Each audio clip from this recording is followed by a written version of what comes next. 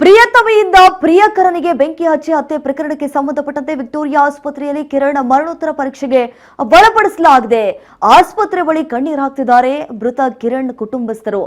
ಮಗನಿಗೆ ಹುಷಾರಿಲ್ಲ ಅನ್ನುವಂತಹ ಸುದ್ದಿ ತಿಳಿದು ಕಿರಣ್ ತಾಯಿ ನೇತ್ರಾಣಗೊಂಡು ಬಿಟ್ಟಿದ್ದಾರೆ. ತಂದೆ ತಾಯಿಗೆ ಕಿರಣ್ ಒಬ್ನೇ ಮಗ ಅಂತ ಹೇಳಿ ನಮ್ಗೆ ಯಾರಿದ್ದಾರೆ, ದಿಕ್ಕು ದಸೆ ಯಾರು ಇಲ್ಲ, ಒಬ್ನೇ ಮಗ ಇದ್ದ, ಆತನನ್ನ ಕಳೆದುಕೊಂಡು ಈಗ ಕುಟುಂಬಸ್ಥರು ಕಂಗಾಲಾಗಿದ್ದಾರೆ. ಐಸಿಯುನಲ್ಲಿದ್ದಾನೆ ಅಂದಿದ್ದಕ್ಕೆ ಯುವಕನ ತಾಯಿ ಸುಸ್ತಾಗಿದ್ದಾರೆ. ಮೃತಪಟ್ಟಿದ್ದಾನೆ ಅಂತಂದ್ಬಿಟ್ರೆ ನಿಜಕ್ಕೂ ಅವರು ಬದುಕ್ತಾರ? ಈ ರೀತಿ ಮಾಡೋದು ಎಷ್ಟು ಸರಿ ಅಂತ ಹೇಳಿ ಸಂಬಂಧಿಕರು ಕಣ್ಣೀರು ಹಾಕ್ತಿದ್ದಾರೆ. ನೋಡಿ, ಪ್ರೀತಿ ಪ್ರೇಮ ಅನ್ನುವಂತಹ ಬಲೆಯಲ್ಲಿ ಸಿಲುಕಿ ಹಾಕಿಕೊಂಡು ಕುಟುಂಬಸ್ಥರಿಗೆ ಎಷ್ಟರ ಮಟ್ಟಿಗೆ ನೋವು ಅಂತ ಹೇಳಿ. ಈಗಾಗಲೇ ಕಿರಣ್ ಮರಣೋತ್ತರ ಪರೀಕ್ಷೆಗೆ ಒಳಪಡಿಸಲಾಗಿದೆ ವಿಕ್ಟೋರಿಯಾ ಆಸ್ಪತ್ರೆಯಲ್ಲಿ. ಆಸ್ಪತ್ರೆ ಬಳಿ ಅವರ ಕುಟುಂಬಸ್ಥರು ಜಮಾಯಿಸಿದ್ದಾರೆ. ಅವ್ರ ತಾಯಿಗೆ ಸಮಾಧಾನ ಆಗಲಿ ಅನ್ನುವಂತಹ ಕಾರಣಕ್ಕಾಗಿ ಮಗ ಐಸಿಯುನಲ್ಲಿ ಇದ್ದಾನೆ ಅಂತ ಹೇಳಿದ್ದಾರೆ. ಒಂದ್ ವೇಳೆ ಏನಾದ್ರೂ ಆತ ಮೃತಪಟ್ಟಿದ್ದಾನೆ ಅಂತ ಅಂದ್ಬಿಟ್ರೆ ಹೆತ್ತ ತಾಯಿಯ ಕರಳು ಹೇಗಾಗಬಾರದು ಹೇಳಿ. ಯಾಕಂತಂದ್ರೆ ಅಷ್ಟು ಹೆತ್ತು ಹೊತ್ತು ಆತನನ್ನ ಸಾಕಿ ಸಲುವಿ ಈ ರೀತಿ ಆಗ್ಬಿಡುತ್ತೆ ಅಂತಂದ್ರೆ ತಾಯಿ ಮುಂದೆ ನಿಜಕ್ಕೂ ಆಕೆ ಬದುಕ್ತಾಳ ಅನ್ನುವಂತಹ ಪ್ರಶ್ನೆ ಇಲ್ಲಿ ಸಹಜವಾಗೇ ಮೂಡುತ್ತೆ.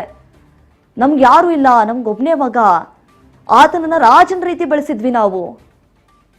ಆದ್ರೆ ಯಾವುದೋ ಈ ಪ್ರೀತಿಯಲ್ಲಿ ತಗಲಾಕೊಂಡು ಈ ರೀತಿಯಾಗಿ ಈಗ ಮೃತಪಟ್ಟಿದ್ದಾನೆ. ಇನ್ನೂ ಕೂಡ ತಾಯಿಗೆ ವಿಷಯ ತಿಳಿಸಿಲ್ಲ ಅಂತೆ.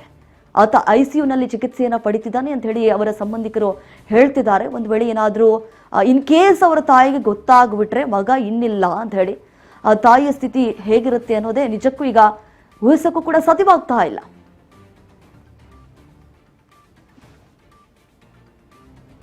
ನೋಡಿ, ಇಬ್ರು ಕೂಡ ಲವ್ ಮಾಡ್ತಾ ಇದ್ರು. ಆ ಕಿರಣ್ ಏನಿದ್ದಾನೆ ತನ್ನ ಎಕ್ಸ್ ಗರ್ಲ್ ಫ್ರೆಂಡ್ ಜೊತೆ ಫೋಟೋಗಳನ್ನ ಕ್ಲಿಕ್ಕಿಸ್ಕೊಂಡು ಈಕೆನ ಅವಾರ್ಡ್ ಯಾವಾಗ ಸ್ಟಾರ್ಟ್ ಮಾಡ್ದ ಅವಾಯ್ಡ್ ಮಾಡೋದಕ್ಕೆ, ಆಗ ಈಕೆ ತನ್ನ ಮನೆಗೆ ಕರೆಸ್ಕೊಂಡಿದ್ದಾಳೆ, ನಿನಗೆ 4 ಲಕ್ಷ ರೂಪಾಯಿ ಬೈಕ್ ಕೊಡಿಸ್ತೀನಿ ಅಂತ ಹೇಳಿ. ಅದೇ ಖುಷಿಗೀತ ಆಕೆಯ ಮನೆಗೆ ಹೋಗ್ಬಿಟ್ಟಿದ್ದಾನೆ. ಆಕೆಯ ಮನೆಗೆ ಹೋದ ತಕ್ಷಣ ಆಕೆ ಆತನ ಕೈಕಾಲು ಕಟ್ಟು ಹಾಕಿ ಆತನ ಮೇಲೆ ಪೆಟ್ರೋಲನ್ನು ಸುರಿದು ಬೆಂಕಿ ಹಚ್ಚಿಬಿಟ್ಟಿದ್ದಾಳೆ. ನಿಜಕ್ಕೂ ಯಾರನ್ನ ನಂಬಬೇಕು, ಯಾರನ್ನ ಬಿಡಬೇಕು ಅನ್ನೋದೇ ಗೊತ್ತಾಗಲ್ಲ. ಆದ್ರೆ ತಾಯಿ ಈಗ ಅನ್ಕೊಂಡಿರೋದಿಷ್ಟೇ, ಆತ ಇನ್ನು ಬದುಕುಳಿದಿದ್ದಾನೆ ಅಂತ ಹೇಳಿ ಇನ್ನು ಕೂಡ ಅದೇ ಒಂದು ನಂಬಿಕೆಯಲ್ಲಿದ್ದಾಳೆ. ಆದ್ರೆ ಗೊತ್ತಾಗ್ಬಿಟ್ರೆ ಆಕೆಯ ಸ್ಥಿತಿ ನಿಜಕ್ಕೂ ಏನಾಗುತ್ತೋ ಏನೋ. ಈ ಒಂದು ಪ್ರಕರಣ ಮತ್ತಷ್ಟು ಟ್ವಿಸ್ಟ್ ಮೇಲೆ ಟ್ವಿಸ್ಟ್ ಸಿಗ್ತಾ ಇರುವಂಥದ್ದು. ಈಗ ಸಂಬಂಧಿಕರು ಕೂಡ ಕಣ್ಣೀರಾಗ್ತಿದ್ದಾರೆ. ಅವರ ತಾಯಿಯ ಗತಿ ಏನು, ಇನ್ನೂವರೆಗೂ ಕೂಡ ನಾವು ಮ್ಯಾನೇಜ್ ಮಾಡ್ತಾ ಇದ್ದೀವಿ.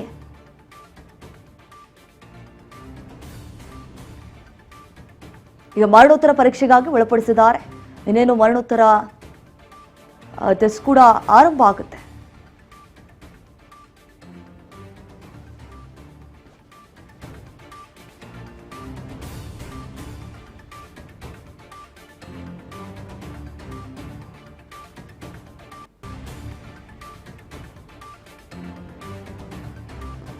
ನೋಡಿ, ಒಂದು ದೃಶ್ಯದಲ್ಲಿ ಗಮನಿಸ್ತಾ ಇದ್ದೀವಿ. ಪ್ರೇಮ ಅನ್ನುವಂಥದ್ದು ಹತ್ಯೆ ಮಾಡಿರುವಂತಹ ಆರೋಪಿ ಆತನನ್ನ ಹತ್ಯೆಗೈದು ತದನಂತರ ತಾನೂ ಸಾಯ್ಬೇಕು ಅನ್ನುವಂತಹ ಪ್ಲಾನ್ ಮಾಡಿದ್ಲಂತೆ. ಅಂದ್ರೆ ವಿಚಾರಣೆ ಮಾಡುವಂತಹ ಸಂದರ್ಭದಲ್ಲಿ ಪೊಲೀಸರ ಮುಂದೆ ಆಕೆ ಕೆಲವೊಂದಿಷ್ಟು ವಿಚಾರಗಳನ್ನು ಕೂಡ ಬಾಯ್ಬಿಟ್ಟಿದ್ದಾಳೆ. ಆತನನ್ನ ಸಾಯಿಸ್ಬಿಟ್ಟು ನಾನು ಸತ್ತೋಗ್ಬೇಕು ಅನ್ಕೊಂಡಿದ್ದೆ, ಆದರೆ ಯಾವಾಗ ಮನೆಯಲ್ಲಿ ಬೆಂಕಿ ದಟ್ಟವಾಗಿ ಆವರಿಸ್ಕೊಂಡ್ಬಿಟ್ಟಿತ್ತು ಅದನ್ನ ನೋಡಿ ನನಗೂ ಭಯ ಆಗ್ಬಿಡ್ತು ಅಂತ ಹೇಳಿ ಡ್ರಾಮಾ ಮಾಡ್ತಾ ಇದ್ಲಂತೆ.